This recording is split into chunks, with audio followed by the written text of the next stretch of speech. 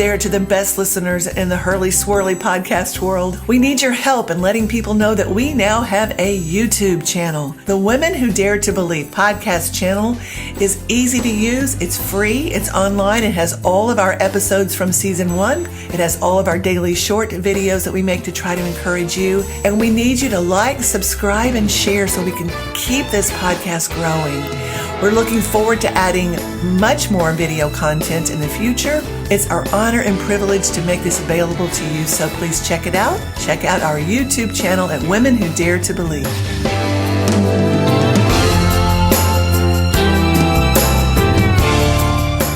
Okay, Women Who Dare to Believe, it's time to RSVP to attend one of the most unusual weddings in Scripture. This time, the woman has proposed to the man.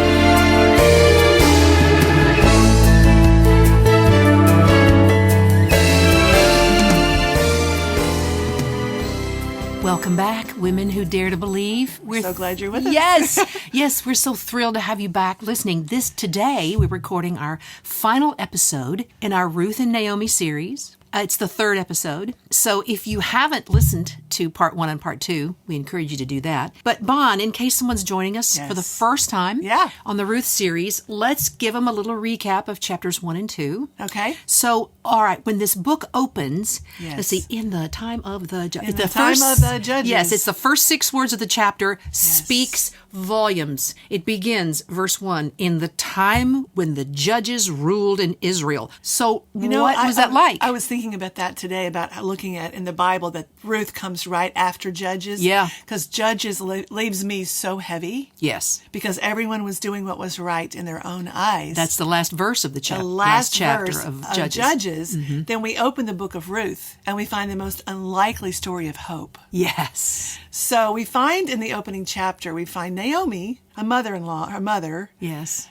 Who's a widow, and her husband has died. She's a Jew. She's left Israel. Yes. And she has 2 sons. She's traveled to Moab. Right. Moab was a really cursed kind of country in Israel's history. Yes. And we're not sure why she went there, but we know there was a famine, but she chose to go to Moab. She was looking for food. And her sons marry, and then both of her sons die. Now, who did her sons marry? Her sons marry Ruth and Orpah. Yes. They're sickly and they die. The sons, yes. And these women, though, they marry Moabite women.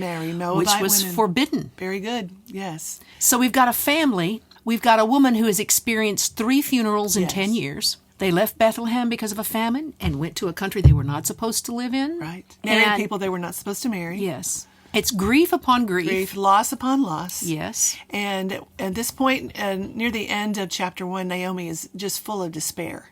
She is. And she tells her daughters-in-law, you need to leave me. Leave me. Go Get away back. from me. Yep. I'm death. I'm walking death. I'm bad news. Bad news. There's no hope for you with me. Right. Go back. She says, to your own gods. Yes. To your own families. Yes, she knew this culture was full of gods, false gods. Idolatry. And idolatry. Yes. Yeah. And she says, child go back. Sacrifice. Yes. Molech. Yes. And she says, go back to them. Maybe, basically, the subtext is, maybe you'll have better luck with them than you've had with my God. Exactly. And she is in utter, massive depression mode. Yes, she doesn't see any hope for herself. No. And she just feels like she's done. And she wants them to save themselves. Save yourself. Yeah, save yourself. Get away from me. And Orpah says, okay.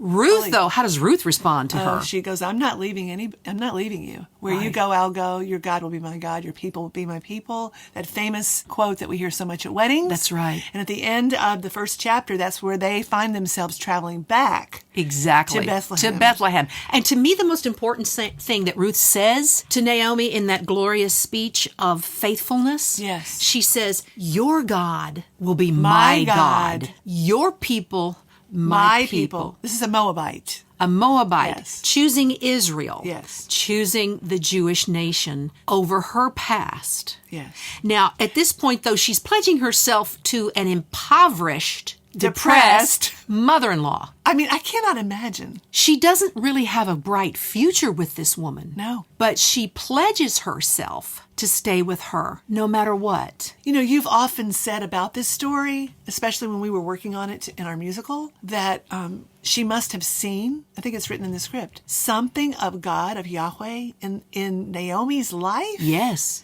Maybe prior to this moment. Yes. Something about Naomi made her stay very loyal. Yes. She saw something of Yahweh. She saw something. And she also, but though at the same time, like you're just saying, is an example of God's mercy in that she just clung to Naomi. Yes, she symbolizes, as she clings to Naomi, she symbolizes how the loving kindness of God, the Hesed, clings to us, even in our worst moments. Yeah, when we don't deserve it. And when we're saying, leave me alone, God, we're saying, you can't do anything else with my life, God. It's done. Yeah. She represents the Lord's favor. And Naomi actually says, God has raised his fist against me. That's right. She thinks God is against her. She does. And you don't ever hear Naomi own up to any of her choices. Not in the entire book. Truly. She doesn't. I mean, just from where we start to the very end. No, she doesn't. And let's pause for just a moment and ask ourselves this question. Let's do one application question from chapter 1. All right. How should we think about loss? Yes. In light of the providence of God. Yes. In light of his sovereignty. How should we view loss in our lives if he is in control of everything? Right.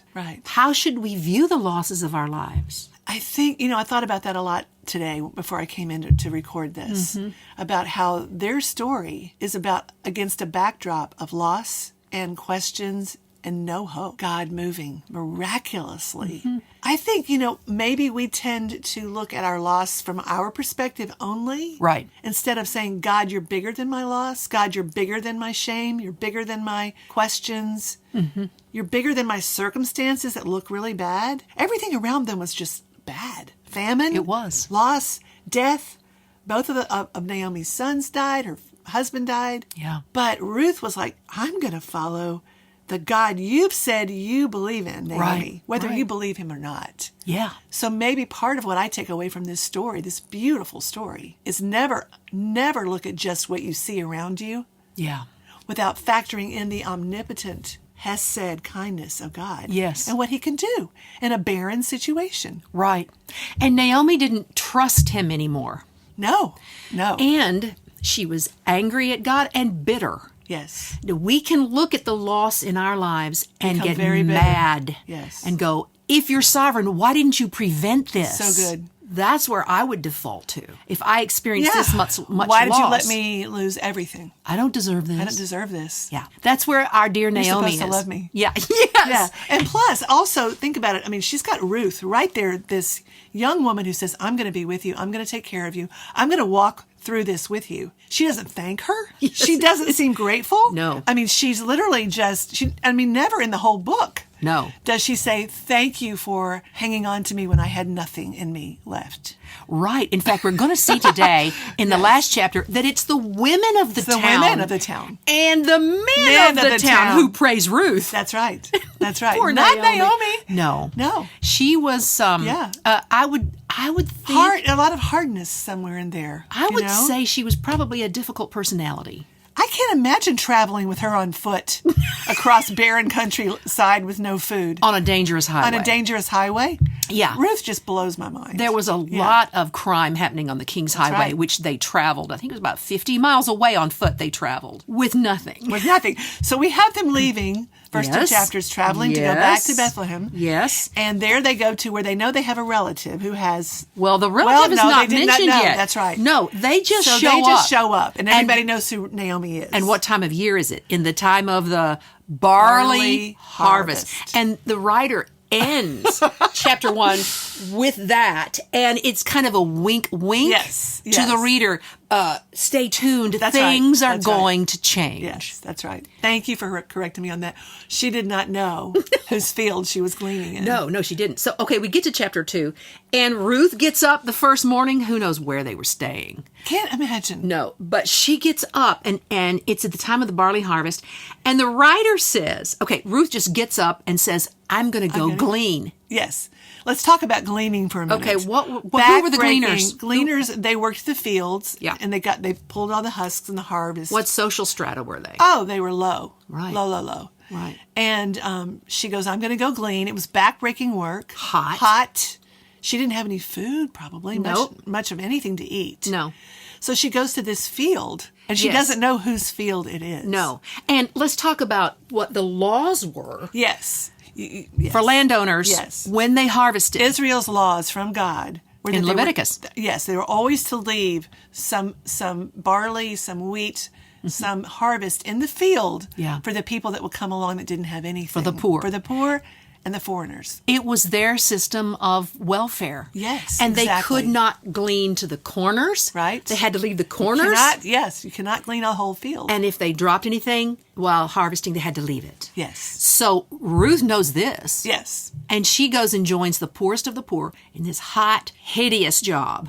I mean, that's why when I think about this story, too, they had no idea what was going to happen. No. And Ruth had no idea when she was going into that field that she was going to find favor. No. All she did was the next right thing to do. Good point. So they get up every day, and Ruth's the one doing the next right thing. And Naomi's She just basically saying, go ahead. Go ahead, bye. I'll be here under my blanket. Staying in bed. Staying in bed, sipping some tea or something. And then the writer does another little wink wink. Yes. The writer says, Ruth just happened, air quotes, to glean in the field of Boaz, who was... Ladies, this is so amazing. It is. There's nothing random with our God. Not anything. Ruth did not know where she was, but God led her to the field of her kinsman redeemer. Now, a kinsman would be a relative. Right. And Naomi's husband's name was Elimelech. Yes. Elimelech. In the jungle. Okay. Elimelech.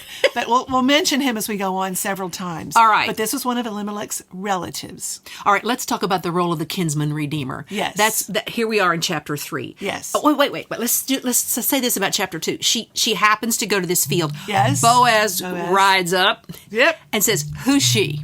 Yes, and this is his field, so he asks the men. Yes. Who is this woman? Right. They tell him she's been here all day, working very hard. She only stopped to have a little rest and drink a little water. They brag on her. They brag on her. She's working hard and she's wonderful. And they call her a Moabite. Yes. A Moabite was a big deal. Yes. In other words, she's an outsider. They're supposed to shun a Moabite. Right. Yes. She is an Never outside. marry a Moabite. Right. Yep. She's outside of the covenant. Outside of the covenant, yes. Boaz calls her over and says, I've heard of you. He says, I want you to have lunch with me today. That's right. He invites her feeds to a meal. her from his table. Gives her a to-go box. For Naomi. Because he knows that she is related to Naomi. He said, all that you have done for your mother-in-law has been reported to me. So she found favor. She was a stand-up woman. She was. She and he actually had a lot of character. Totally had a lot of character. And I'm going to read in chapter 2. He speaks a blessing on her after he says, you're going to eat with me. He speaks a blessing on her. And it's amazing. He says, you've left your people to live among a people you do not know. And he says, I want you to eat with me and drink from my water that the young men have drawn. Stay with me in my field. Then she falls on her face. Yes. She bows to the ground and she says, why have you shown grace to me? I'm a foreigner. And he says, listen to this. And then he blesses her. This is a beautiful blessing. And I want to read it because he's going to be the fulfillment of this blessing. Yes. He says, all that you've done for your mother-in-law since the death of your husband has been fully told to me, and how you left your father and mother and your native land and came to a people you did not know before. Here comes the blessing. The Lord repay you for what you have done, and a full reward be given you by the Lord, the God of Israel. Here it comes, under whose wings you have come to take refuge. Yes. So, Psalm 91, is it Psalm 91 that talks about under the shadow of his wings? Yes, absolutely. So she gleans all day. She goes home with... she goes home with a month's worth of food, was it? Yeah. As well as this to-go box. All right? So, of the lunch that she didn't finish. So, okay, now we are here for this podcast focus in chapter 3. Yeah, and I love what Naomi says. Where have you been? Naomi's kind of asking her some questions at the end of chapter 3. Yeah. She says, sit still, my daughter, until you learn how the matter turns out. For the man will not rest until he finishes the matter today. Oh, awesome. Yeah, that's the end of chapter 3. Yeah. Right. Yeah. She's perking up. She is. Naomi is awakening from Naomi's her like, okay. deep depression. Yes. Okay, so, all right, chapter 3 starts. Oh, I'm sorry. I jumped ahead. That's okay. That's all right. You're right. Chapter 3 starts. Well, why don't I do this? Well, first of all, what would you say if I read the first 5 verses, and then we're going to dive into the role of the kinsman redeemer? Then Naomi, her mother-in-law, said to her, "My daughter, should I not seek rest for you, that it may be well with you? Is not Boaz our relative, with whose young women you were today? See, he is winnowing barley tonight at the threshing floor." Naomi starts to really come up with some ideas now. Yeah, this is very interesting to me. She's scheming. Yeah, she is. She's rubbing her hands together going, A little yento in there. Yeah. "Wash therefore and anoint yourself, put on your cloak and go down to the threshing floor, but do not make yourself known to the man until he's finished eating and drinking. But when he lies down, observe the place where he lies, then go and uncover his feet and lie down, and he will tell you what to do." That's an amazing amount of confidence in Boaz. Yes, it is. Go follow him, lay down at his feet, and then he'll tell you what comes next. Yes, she trusted his character. She really did. And then, bless sweet Ruth, she says, "All that you say, I will do." Echoes of Mary's response to Angel Gabriel. "Be it done unto me as God wills." That's a fabulous comparison. Okay, let's talk about the role of the kinsman redeemer in Israel. Why is Naomi so excited that Ruth has gleaned in the field of a relative who is a bachelor? He's a bachelor. But he didn't He's have a man to be. of means. He's a man. Yes. He's very wealthy. Yes. Yes. So, a kinsman redeemer, per Levitical law, yes, would be responsible for taking care of a widow in the family. yes. And she knew that this was a relative of theirs. Right. And that Ruth would be somebody on his radar to redeem their lives. Exactly. To take care of them. Exactly. And according to, as you say, to Leviticus, the kinsman redeemer had the responsibility of buying a relative out of poverty if they had sold themselves into slavery to pay off a debt. Right. Buy them out and set them free. Right. If they had had to sell their inherited land to get out of poverty, the kinsman redeemer was to buy it back. Yes. Buy back the land. And as you said, if a male relative died childless, the kinsman redeemer was supposed to come and father a child by the widow in the name of the dead deceased. relative. Yes. To further the family name, to keep the land in the family. This was to preserve their heritage in Israel. Exactly. It was a rescue and a redemption. Yes. All at the same time. A restoring. Yes. And a renewing. It's all those things at the same time. Yes. Rescue is a fabulous word for this. Now, especially for women in this time. If you were a widow, and if you were childless and a widow, this was God's way of taking care of women in that culture. Or else you were headed for starvation. Yes, you were headed for nothing, literally. Now, and this cost the kinsman redeemer a lot. Yes. You didn't undertake this in a frivolous manner. Nope. You had to go, well, this is going to get maybe a little dicey for my other wife. Yes. For my wife, if I have a child by this widow, if I use my finances, our money, to rescue a dead relative's family. To buy their land back, to get them set up. We just need to log in our brains that this cost the kinsman redeemer a lot. Definitely. But they were called to do it. Yes. Yes. All right. So Naomi is basically saying, spruce up. Yeah. Look your best. Look your best. Put yourself right in his path. He's going to be feasting tonight. He's going to lay down tonight. What covers feet? Uncover his feet. And let's help Boaz come to the conclusion we want him to come to. Let's just make you very available. So this is crazy. But it also makes me think when Ruth came home with the provision that Boaz gave her that first day. Yes. Naomi must have gone, this is a man. A straight up man of character. Right. This is somebody I need to really perk up here and listen to. Absolutely. She trusted him on some level. She did. All right, why don't you read verses 6 through 13? Okay. And let's see what happens here. This is the Amplified Translation. Okay, good. So Ruth went down to the threshing floor and did just as her mother-in-law had told her. And when Boaz had eaten and drunk and his heart was merry, he went to lie down at the end of the heap of grain. Okay. He happily lies down. Then Ruth came softly. Came softly. I would have gone very softly. Tippy-toe. And uncovered his feet and lay down. At midnight, he was startled, and he turned over, and behold, a woman lay at his feet. I'm sure he was like, what? Right. Is this wonderful woman I just met, had lunch with? Right. Yes. He said, who are you? It was dark. Yeah. And she answered, I am Ruth, your maidservant. Spread your wing of protection over your maidservant, for you are a next of kin.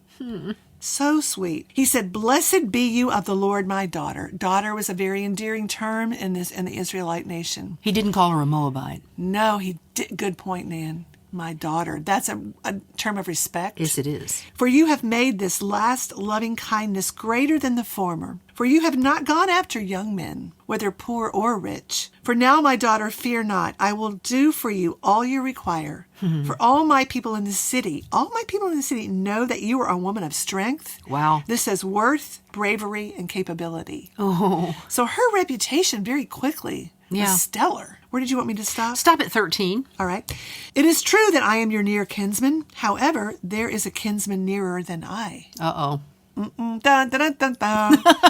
Remain tonight, and in the morning, if he will perform for you the part of the kinsman, good. But if he will not do the part of the kinsman for you, then as the Lord lives, I will do the part of a kinsman. Lie down until the morning. Oh my goodness. What a gentleman. What an incredible gentleman. Yes. I mean, that just makes me want to cry. It does me too.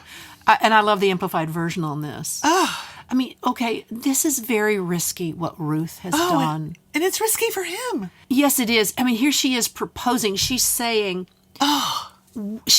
will you marry me? Will you be the rescue answer? me? Will you be the kinsman redeemer? Will you be the answer to the blessing you spoke over me in the fields of barley today? Yes. Will you stand by what you said? Right. You know what? She's calling him to his identity. Well, and he's also so humble in the moment of saying, you could have gone after younger men than me, maybe better looking men. I don't know. But he basically says, wow, I am so honored that you're asking me. Yeah. Because you could have asked a lot of people. Because, Ruth, your reputation is already pretty awesome. It's so rocking. He takes it as a compliment. A very big compliment. Not as a burden. No. And she's saying, be who you are. Be a redeemer. Yeah.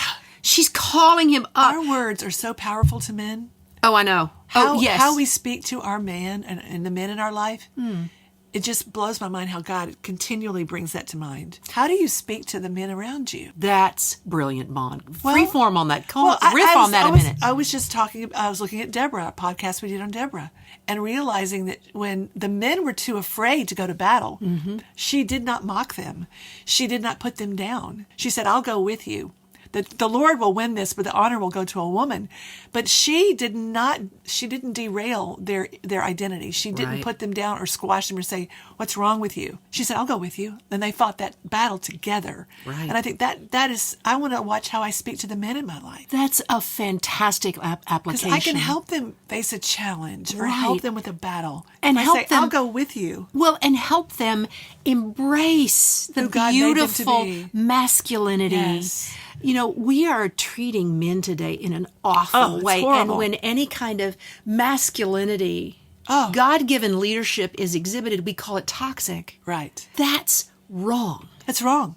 I mean, this is a perfect example of a patriarch that our culture would call it patriarchy, which is bad. Right. This man was a stand-up man of God in his culture. Yes. And because he was treated with respect by the people around him and the people that worked for him. Right. And by this new woman in his life lying at the foot of his bed. Right. He stepped up into being even more of a man of character. Yes. Yeah. I personally am very comforted by strong men. Oh, me too. Strong, godly men rock. Yes. They bring a great sense of peace to women. And the differences we have are very obvious. And I love how this is just a beautiful example of that. Boaz is a beautiful example Of manhood. of manhood and humility and Yes. strength at the same time. And that potential is in all these men around us who want to walk in Yes. godly roles of manhood, but who are afraid to. Yeah, they've It's been beaten really down. sad. Yes. And it's ripping off our children. It is. Because our children need to see men walk in these beautiful places of leadership, Yes. of protection. Yes. Yes. And strength and courage. When she- Initiation. Like he initiates so many things Yes. for her. And when she says to spread your wings over me, she's asking him. As the Almighty does. She knows what that means, don't you think? Oh, absolutely, she does. But she's asking him to protect her. You know, women today think that asking a man to walk in protection is a sign of female weakness. No. It's not at all. We need them to protect us many We times. need them desperately. And we complement each other. Right. Yes, there's a place of peace and rest and great joy in men walking as men and women walking as women. It's beautiful. It is stunningly beautiful. It's a picture. How God created things to be. And it's a picture of Christ in the church. It is. It is. He is the head, He's the head. and we submit to that. We submit out of joy. Yes. And out of trusting Christ as Right. the head. And when you have a very strong, godly man, I think of your husband. Yeah. Wayne. Thank you. He's so much like this. I trust his instincts. I trust his thought processes. I know he's always thinking about what the Lord would have him do first. Right. But then he's very clear with his opinions. Yeah. He's also gentle. Right. I mean, he's never browbeating. No, he's not threatened by my opinions. No, he loves them. And submission, He welcomes them. he does. Yes. And submission, like it's a mutual submitting to one another. And women have rebelled against that word submission for the wrong reasons and with the Yes. wrong concept Yes. of what it means. Yes. And of course, that famous passage in Ephesians about marriage, it talks about the women submitting to a beautiful headship of the man, and then it calls the man to love the Yes. wife as Christ loved the church. and he died for it. Died for her. Yes. That is the ultimate submission. If we get it right, if It's we get the beautiful. order right, it is just stunningly beautiful. It is. It really is. And Ruth is calling Boaz to this. yes. And when he said, "Who are you?" How You're does she right. I hadn't answer? thought about it being dark. It's You dark. know, it's okay, dark. he says, "Who are you?" And look again in verse 9. Read that again. How does she answer him, Bon? I am Ruth, your maidservant. All right, let's unpack that. then she What says did it's she for him. not? How did she not describe herself? She didn't say I'm a Moabite. Oh, very good. She did not Yes. say I'm a foreigner. Right.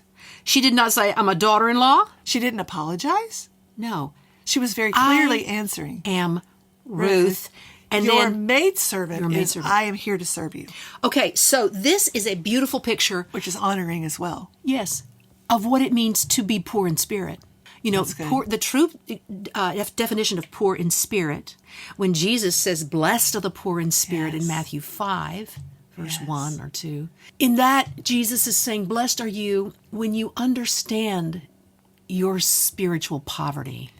It's desperate, actually, too. It is. That phrase is desperation. It is desperation. Yes. And she's showing this poverty of spirit to him because she knows he can solve it. We do the same thing when we come to Christ. Jesus, I have nothing. I have nothing to bring to offer you. I'm just here to serve. And I'm here for you to fill me. Fill me. And because right on the heels of that, she says, spread your wings over me. Yes. So when you're in that posture, you set yourself up to be covered by the Lord. Yes. It's the answer. Covered by goodness. It's the answer to it's salvation. It really is. And You come bereft, saying, "I have no good works to I have offer nothing you. to offer you. I am broken." This is on you. It's on you. Yeah. It's on you. It's on you. I'm a sinner. Which is what Christ wants us to do. Exactly. Depend on me. Come up under my wings. Yes. You know, I'll take the yoke with me. I'll take you where you need to go. And she said it earlier in the day to him when she said, Yeah. "Why are you showing me favor and grace? Right. Why are you showing Why? me this? I'm Yeah. a foreigner." Yeah. But at that night, she says, I'm your maidservant. I'm here to serve you. Yeah, that's and beautiful. you have what I need if you're willing to be a redeemer. Yeah, she opened the door for this to go very well with that humility. And she had no idea, neither did Naomi, scheming Naomi. Scheming Naomi's a she had riot. no idea she was a picture of the salvation brought to us by Christ. Boaz has no idea he's a picture of Christ right now. I kept writing this down. They had no idea what they were doing. No. They were just doing every next right thing. Yes. All of them. They were walking Boaz and Ruth were. Yes. They were walking in obedience, integrity, and holiness. And humility and holiness, and that's a rare word in this culture. Yes, it is. But another application moment. Such character. You may be stuck. You may be thinking, God has raised his fist against me. Right. You may be thinking, I don't know where to turn. I am hopeless. If you will trust, if you will ask the Lord, spread your wings. If you will come, admitting how bereft you are, and trusting your kinsman redeemer. Do the next right thing. Do the next right thing. Walk a holy life. Don't get distracted by the circumstances around you. No. Because we are living in a broken, very busy, noisy world. Keep your eyes on Christ. Keep your life holy. Keep your life holy. Do the next right thing you know to do in the moment. Exactly. And ask God to meet you there, to spread his wings over you there. And he will. He will. He will. Because he is faithful. Not random. He's not random. And he's immovable. His love is immovable. Yeah. Okay, spreading the wings, you mentioned that, you keep mentioning that. She's referring to the outer garment, the blanket at night. But here's a tradition that I didn't know. When a man chose a woman to marry in this culture, he put his coat over her. Oh, I was going to ask about that. He put his cloak over her. Okay. It was like an engagement It's so ring. Romantic. Like an engagement ring. Yeah. He spread his cloak over her. And of course it symbolizes the wings of a bird when she protects her chicks. And it also the Almighty is the mercy seat, the angel's wings over the mercy seat. Yes.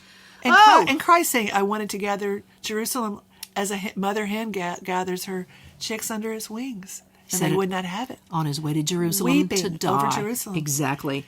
The imagery is all through the Word of God. The hyperlinks are everywhere. Everywhere. And God is the ultimate poet. Yes, he is. Okay, well, here's one more takeaway.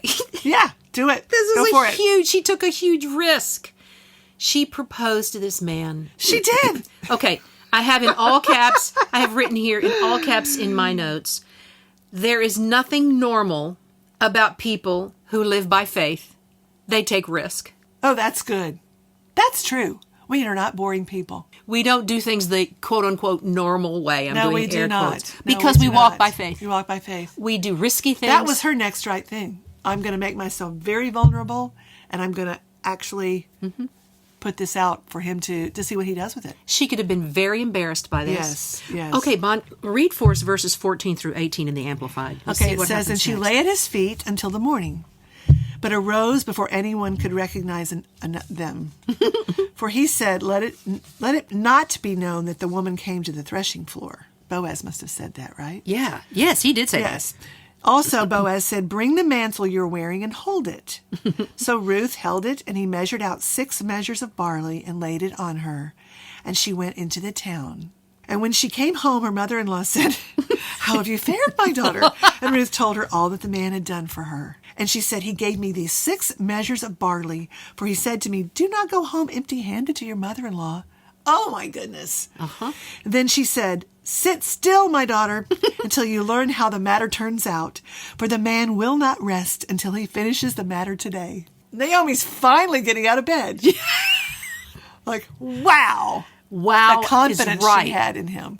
Well, okay, and so let's talk about him another minute. Oh my goodness. His character. He didn't want her to have to explain why she was in a vulnerable position all night. He was worried about her reputation. Worried about her reputation because it was stellar. Yes.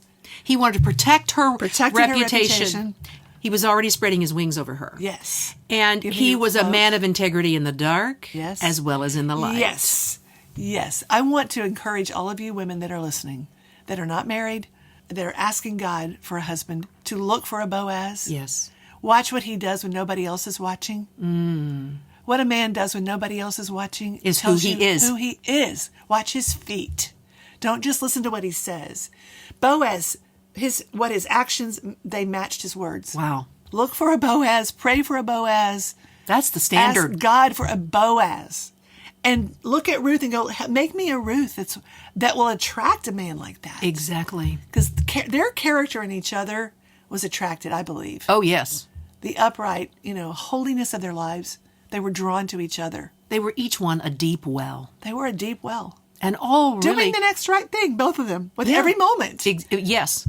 And all Ruth really knew of Yahweh was what she'd seen in Naomi since she married Naomi's son. And what the sons were like, we don't know. No, we don't. But she knew enough to want Yahweh. She did. Your God will be my God. And she would have heard of the people of Israel. Yes. She would have known a little bit of their history. Oh, yes. Because the Moabites would have been talking about that. Well, and for centuries. And we think too, Elimelech and Naomi around the dinner table at night would have talked about the parting of the Red Sea, the delivery from Egypt, the miracles, all these things. They would have heard. Okay, she would have heard. She would have known something. Okay, what message is Boaz sending to Naomi when he loads Ruth's cloak up with 6 measures of barley? Yes. I don't know how much that is, but that had to be a lot. What message was he sending to Naomi? I am going to take care of this woman and shower her with favor. She is never going to want for anything again. Naomi will never want for anything. Naomi will never want for anything as well. Yes. He was saying, Naomi, you're not going to starve. For both of you. I'm going to be the rescuer, the redeemer. Yes. You will not starve to death. I have honored her. Nothing happened last night. Yeah, right. She didn't come in with tear-stained face. Like, no. I don't know why you sent me there. No, she did not. I keep thinking these moments, every moment is ripe with possibility. We can make a good choice or a bad one. God said to choose life when he brought Israel out of Egypt. Choose life or death. Every day is that choice. Yes, it is. We can make a good choice in the moment or a bad choice in the moment. God will work us through the bad choices, but we've got the chance to do the right thing. And most of those decisions, most of those choices are made where nobody's seen. Are made in hidden places. Hidden places. That's it's very good really way just to put between it. you and the Lord. Yes. It's like those moments when you're cruising Netflix for something to watch and something comes up and it's obviously ungodly. Right. It's just you and the Lord in the room. You and the Holy Spirit's in the room? That's right. Yes. And you have the chance to say, no, my eyes will not behold any unclean thing, And we have Lord. choices, a million of them every day. Right.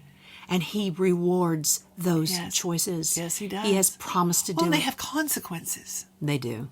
I just love this story so much because they chose every next right thing, not knowing we're going to be studying their lives right now. For 3,000 years. For 3,000 years later, we're still looking at this story. The hidden obediences are rewarded. The hidden obediences. That's really good. They are always rewarded. That is pretty much a subtitle of this entire book. Yes, it is.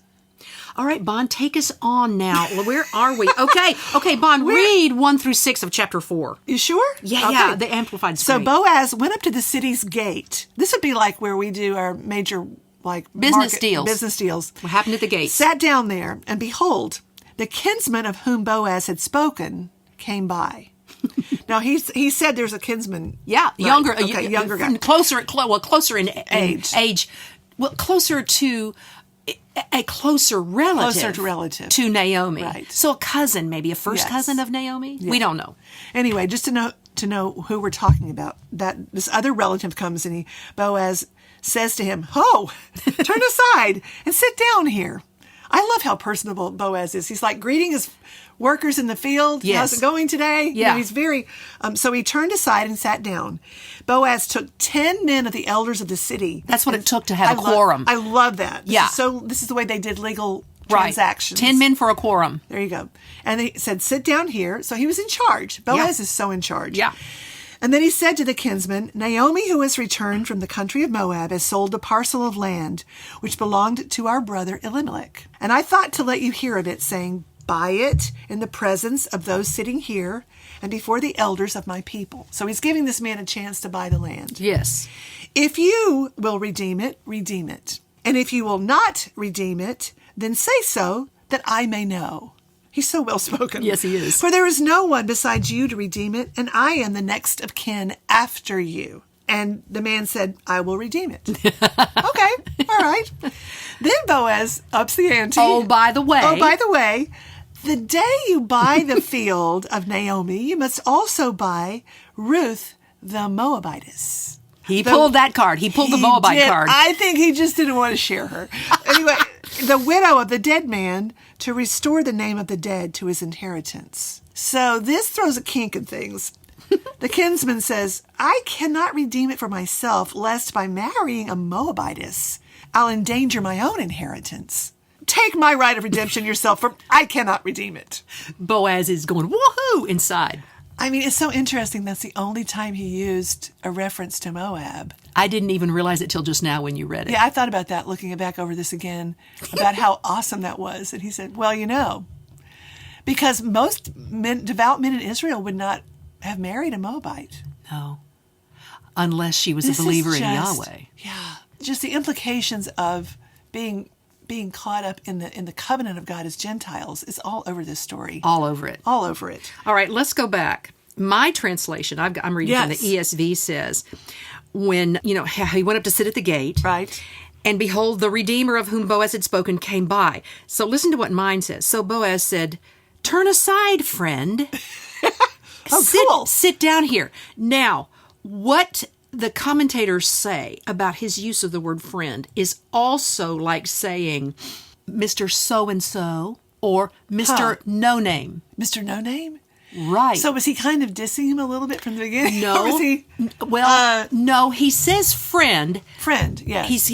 Yes, but it also, the writer of this, in recounting what Boaz did, it's almost like it is like the Holy Spirit was guiding Boaz's words and what he chose to say, because the commentators say the reason no name is given to this man in Scripture is because protection? He didn't want to redeem Ruth. Right. Because he was afraid he wanted to protect his family name. Okay, yeah, that's what he says. This will mess up my life. Right. He doesn't want to step up and do what God called him to do, so he ends up nameless in history. I love that. Oh, yeah.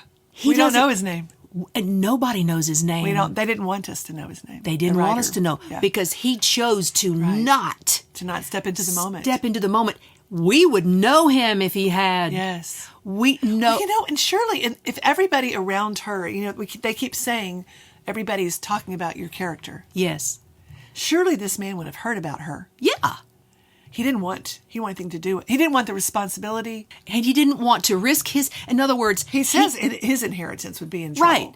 Right. So. Yeah, he didn't want to lose any money. He doesn't want to risk anything that he might. That's it. He doesn't want to lose any money. Yeah. So his faith was just stay in my lane, really small. I don't want to expand. I don't want to give God a chance to do something different with my life. I'm going to stay right where I am, and it's cozy and comfortable, and I know my inheritance is safe. I'll only obey God if it's convenient. Right. Is what he's saying. I'm not going to take a risk with God. I'm not going to take a risk. Yeah. I'm not going to compromise, risk my money. I'm going to keep, like you say, stay in my lane and take no risk. And I'm not going to rescue somebody who needs it. And he was supposed to be he should have sat with this and actually taken it seriously.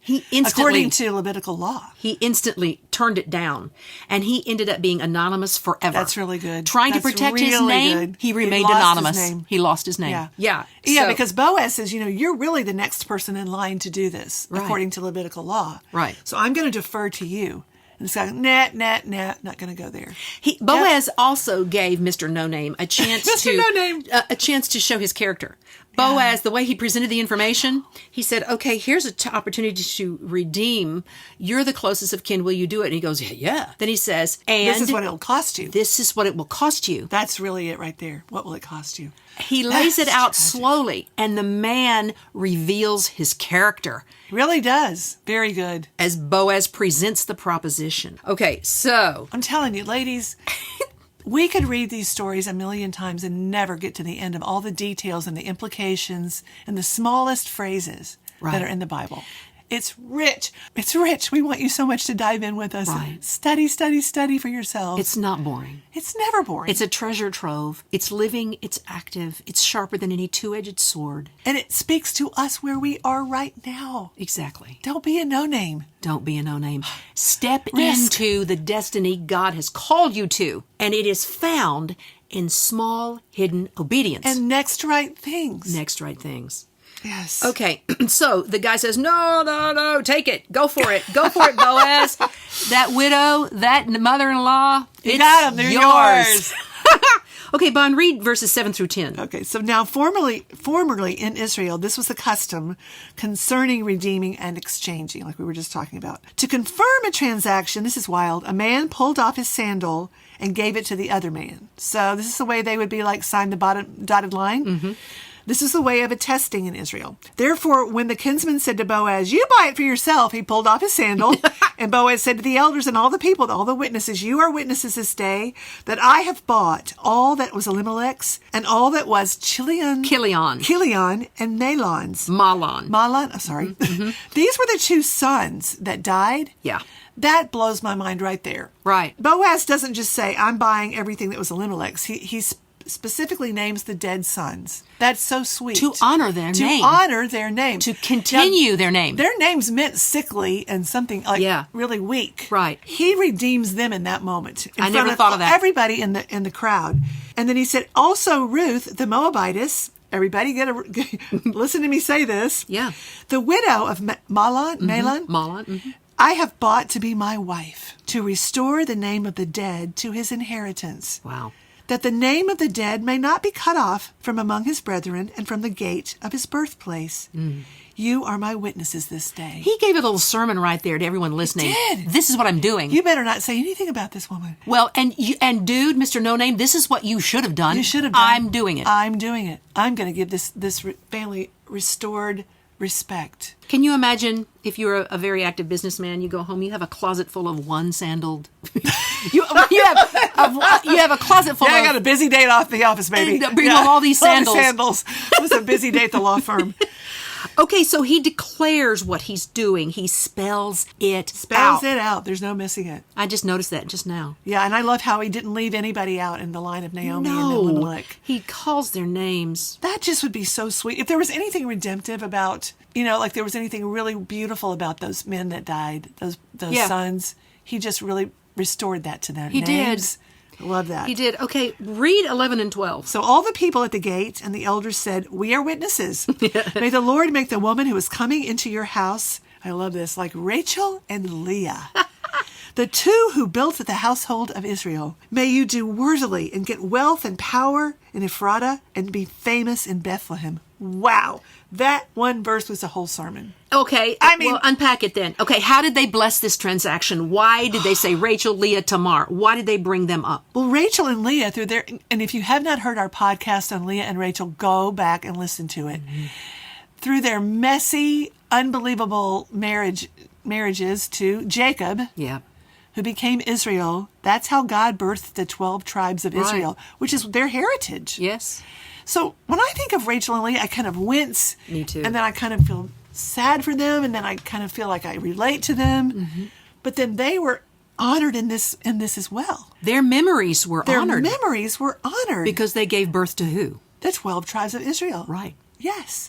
They're saying our whole nation. Inheritance. Our nation was birthed through those two messy women's lives. Right, and they're saying, but we honor them. And so why do they bless him? Why do they bless Boaz by saying, "May the Lord make Ruth like them"? Well, their children were a blessing of the nation of Israel. Their and children significant. were significant. Right. I mean, out of these men, I mean, it's incredible.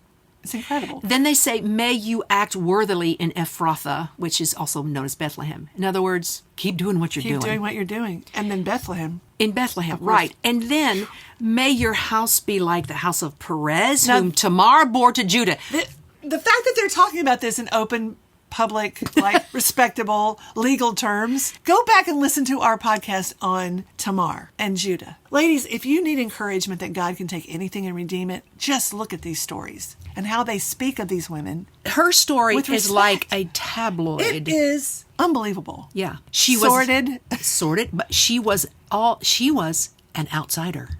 She was an outsider. That's right. She was not like Rachel and Leah. Rachel and Leah were Israelites. That's right. Tamar was a Canaanite. She was a Canaanite. And she is listed in the genealogy of Jesus. I was just going to say. Yeah. Who is she the great-great-great-great-great-grandmother of? Yes. Our Savior. Yes. Okay, this is very significant that these three women are named. in the same blessing of Boaz and Ruth. And they're saying, may your offspring be like what the Lord will give you by this young woman. They're praising the offspring of Tamar and Rachel and Leah. Right. And their names, Yes. Nan, are all, and they're all over the Bible. Yes. They're not no names, No, they're not. in spite of how hard their lives were. Right. Very hard. Yes. Tamar is mentioned because she's a foreigner and because when they wrote this, when the writer wrote this, well, no, let's say it this way. When the people of Bethlehem blessed Boaz and Ruth by invoking the name of Tamar, they didn't know Jesus was going to be descended from her. They had no idea No. that they're the line of Judah. No. Now, the writer, It's just- the writer of the book of Ruth, at the very end, Yes. we'll go back to the genealogy there when we get there. Connects a lot of dots. Okay, but Yes. this is a huge blessing. So, okay, Bon, read read 13 through 17. We get to right. hear the women of the town speak again. I love this. So it says in verse 13, so Boaz took Ruth and she became his wife. And he went into her and the Lord caused her to conceive and she bore a son. And the women said to Naomi, the women rise up now. Yay. Blessed be the Lord. Okay, they didn't say blessed be you. They basically said thank you, God. Uh-huh. Blessed be God, who has not left you this day without a close kinsman. And may his name be famous in Israel. They were celebrating. May he be to you a restorer of life, a nourisher, a supporter in your old age. For your daughter-in-law who loves you, who is better to you than 7 sons, has borne him. They praised Ruth. They did. She got to hear some great words from those women.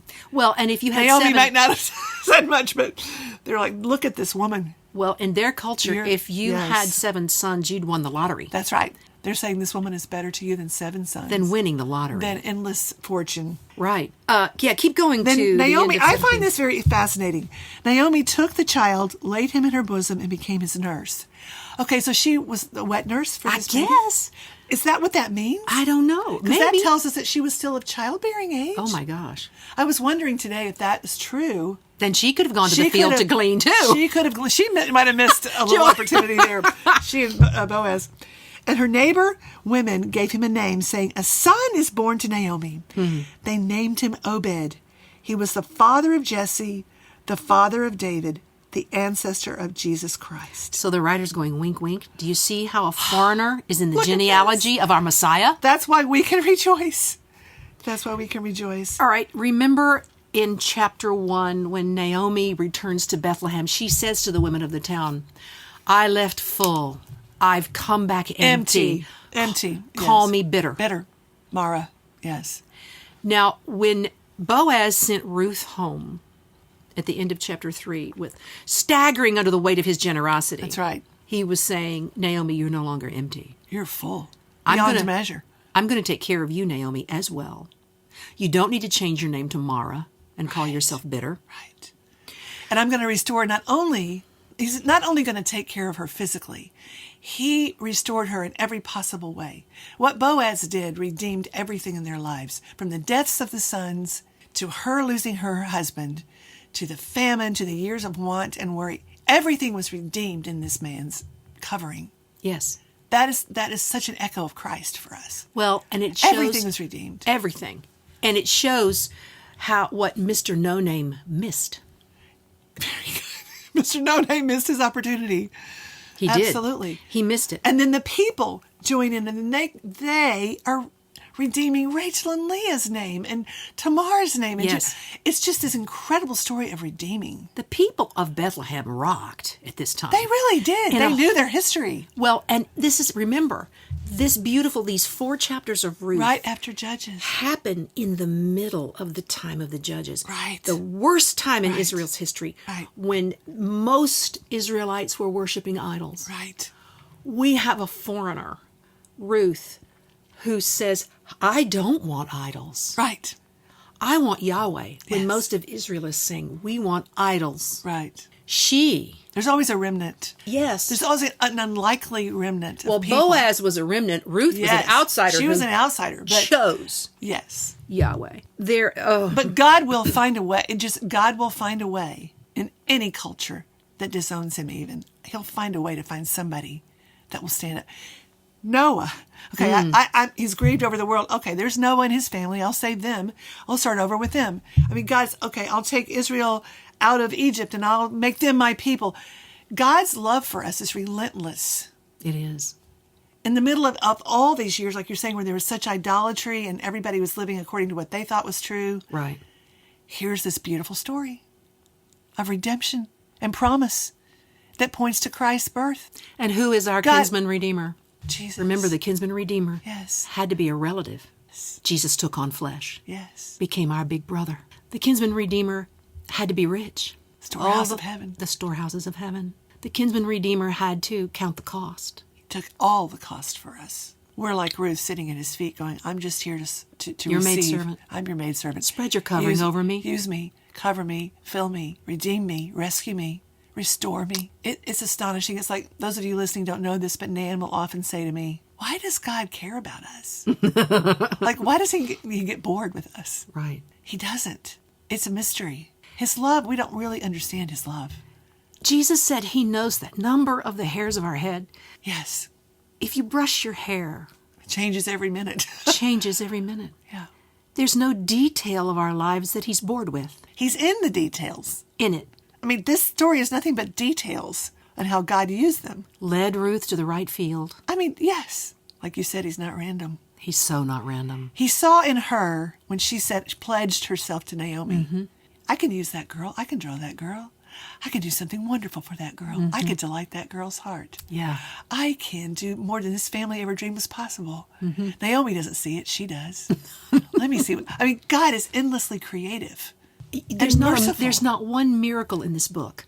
There's not one big overt miracle. It's a story of small hidden obediences and the really unseen beautiful. Sovereign hand of God shaping, guiding, leading, sculpting an outcome through hidden obedience and faithfulness. And saying, my covenant will stand. Right. In spite of disobedience, in spite of idolatry. My covenant is immovable. And my son will come through these people. My son will come through these messy people. It's astonishing. It's astonishing. The gospel is all over this book. Look at what they say, the women say to Naomi. No, is it where does he say, call her this son will be a nourisher? Yes. He shall be to you. Yeah, they say he shall be to you a restorer of life and a nourisher of your old age. And a supporter of your old age, yes. Yes. Naomi had everything restored to her and more. Can you imagine what kind of grandmother she was? Oh, well, yeah, she's a piece of work. You tried to spoil him rotten, well, I'm yes, sure. Yes. I have in my notes here that Ruth showed Israel what it means to love your neighbor. Yes, she did. That's really good. That's really, really good. And she was an outsider. Okay, Bon, finish it out for us. Read 18 through 22. I won't get all the names right, but I'll try. Oh, you want me to try? Yeah, do it. Okay. You're better. Now, these are the generations of Perez. Okay, remember, because they blessed them and said, may your house be like the house of Perez. Right. Whom Tamar bore to Judah. Children. And Jesus came through Judah. That's right.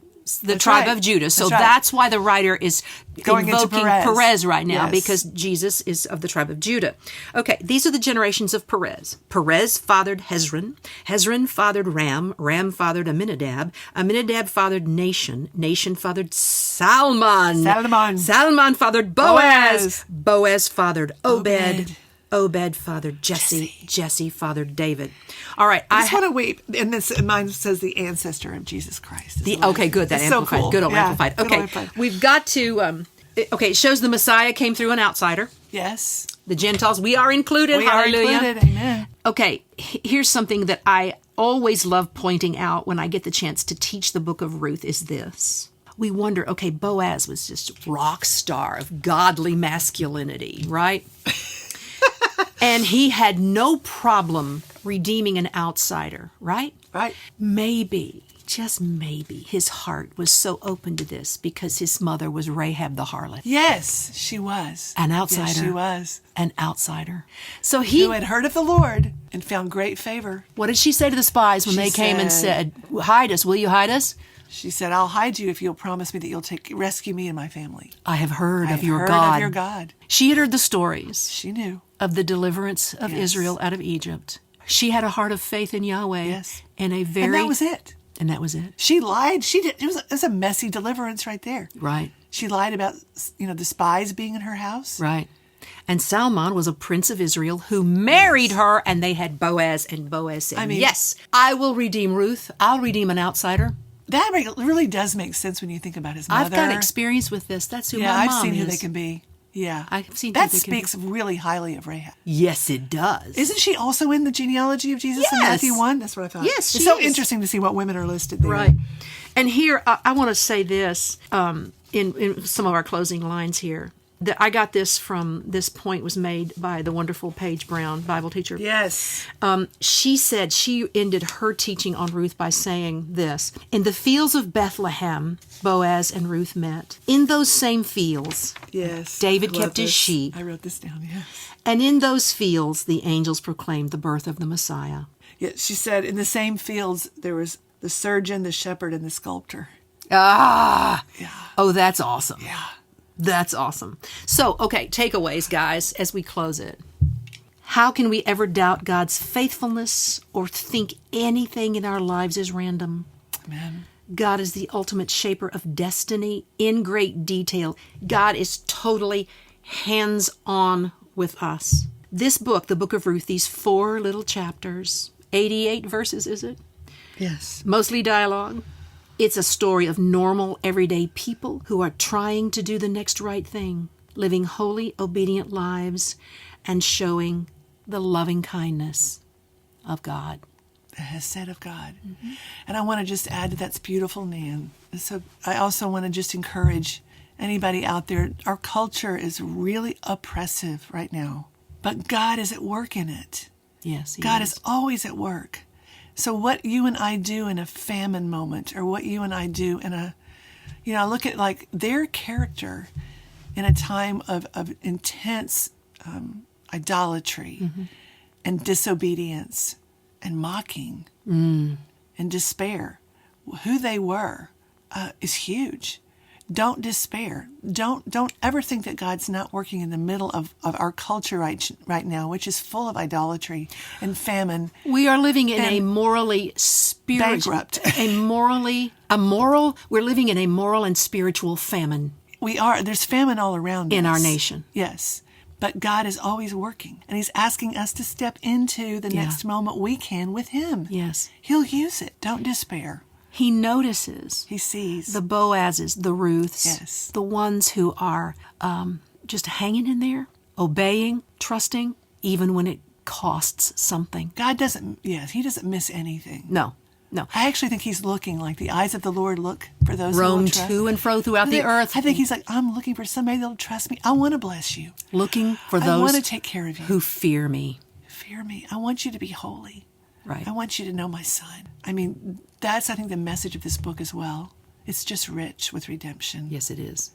So we encourage you to express your poverty of spirit to your kinsman redeemer, the Lord Jesus Christ. Yes. Receive the salvation He offers, and trust Him for every next right step. Praise you, Jesus, for being our ultimate Savior, kinsman, redeemer, lover of our souls. Amen.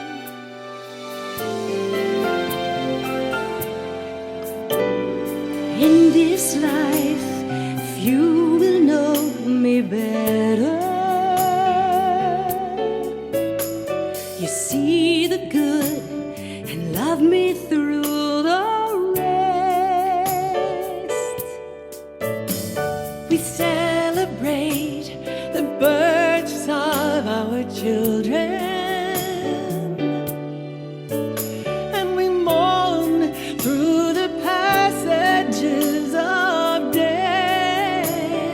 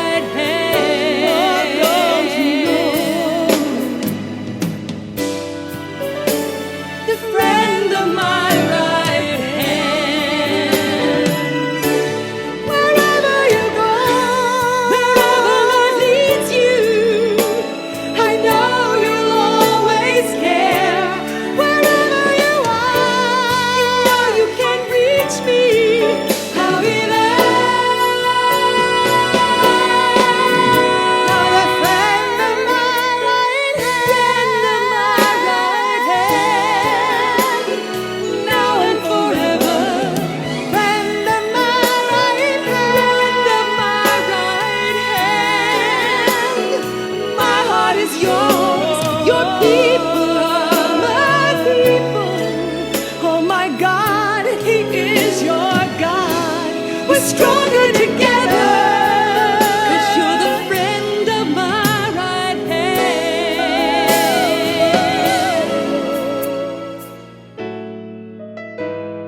The friend of my right hand.